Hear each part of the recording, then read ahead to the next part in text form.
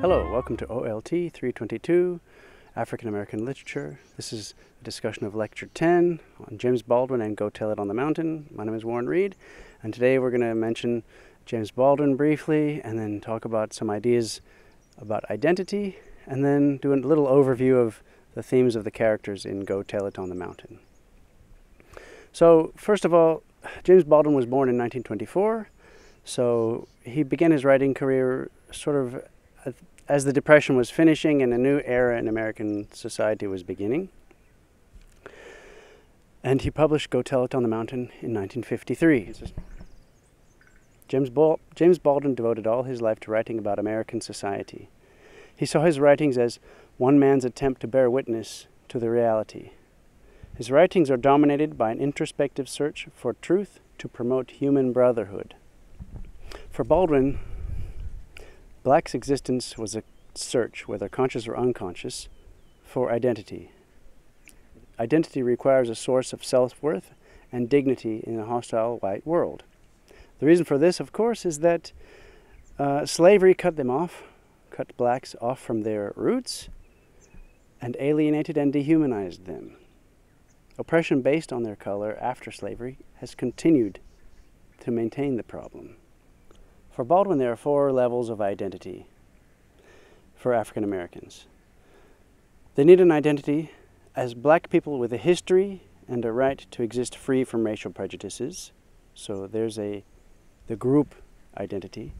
Then as an individual identity, free from racial stereotypes. So there's the individual component.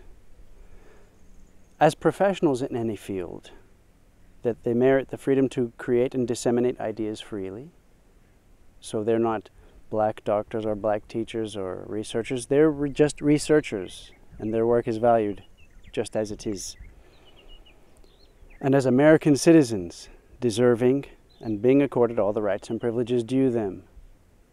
In one way, Baldwin's works can be seen as a revelation of the state-sanctioned curtailment of such fulfillment in American society.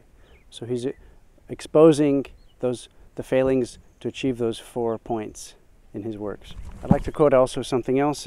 It's really powerful. He has a conviction that silence is not only criminal but suicidal. He courageously examines society beyond the face value of slogans to uncover an underworld of white hypocrisy towards the black minority.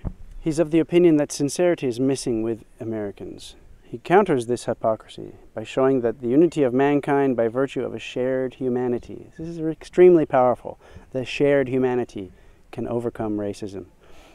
He sees his mission as one of discovering shared experiences and commonness despite differences of race and or class. And to me, those differences are very minor. The similarities outnumber the differences. It's just a shame that even today, the differences are all that people see. To talk in terms of Ralph Ellison, people continue to use their outer eyes, but perhaps with a bit of effort and some love and open-heartedness, we can start to overcome those things. Things must change.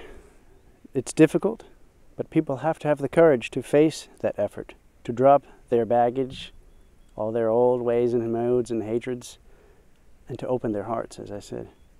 It won't be easy, but good results are always worth the efforts. Baldwin also blamed capitalism for racism.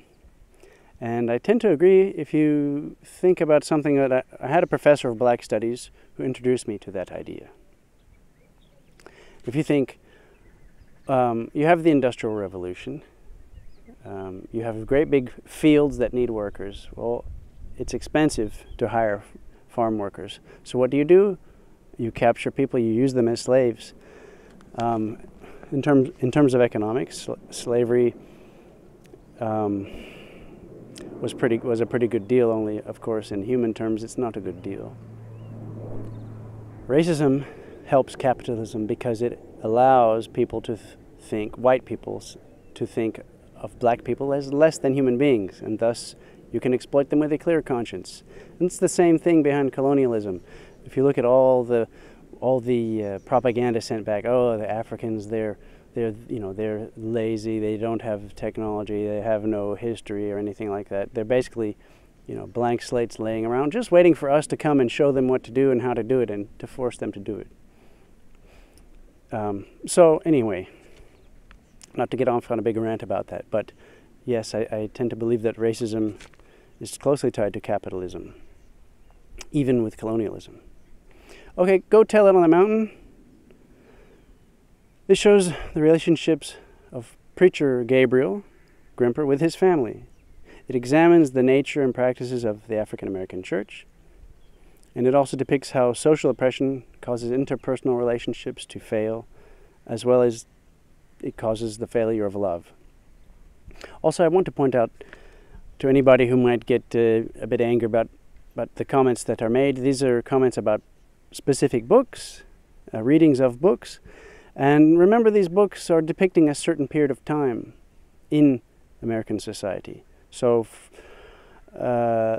Invisible Man is written during the 1940s. It shows 1940s America. Go Tell It on the Mountain is 1953. It shows 1950s America. Much of what is written there still stands today. But of course, things change, times change, and people change, societies change. And also, you know, each writer has his own particular or her own particular view. So, you know, don't get mad about what I'm saying. I'm just reporting on these novels and the points made in the course material to help the students understand. Okay, the loss of love is caused by the excessive church practices because they end up denying Christian doctrine, which is caused by their circumstances in oppressive society. In the novel, it's a call for love. If people loved their fellow human beings, the circumstances would disappear. What circumstances? The oppression of society. Yeah? Oppression of society causes people to overdo, you could say, their religious practices. And by pushing these things to the limit, too much of something is not a good thing, and it causes other problems. In this case, as I said, failure of relationships and failure of love. One example is how the church elders decide that, you know, they must put a stop to the love which is growing between LMA and Alicia. On characters, Baldwin creates deep psychological portraits in the novel of people of different ages and social status. What they have in common is bitter awareness that their lives are limited because of the oppression of them based on their color. They're also unable to make progress because they cannot get over the past. They have problems in their past they cannot forgive.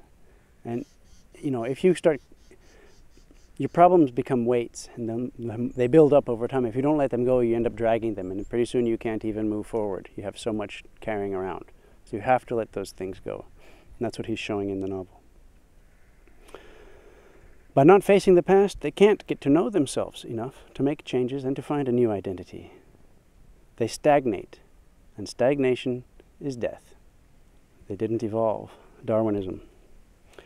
Gabriel, Florence, and Elizabeth have strong guilt which carries them and leads them to self-hatred.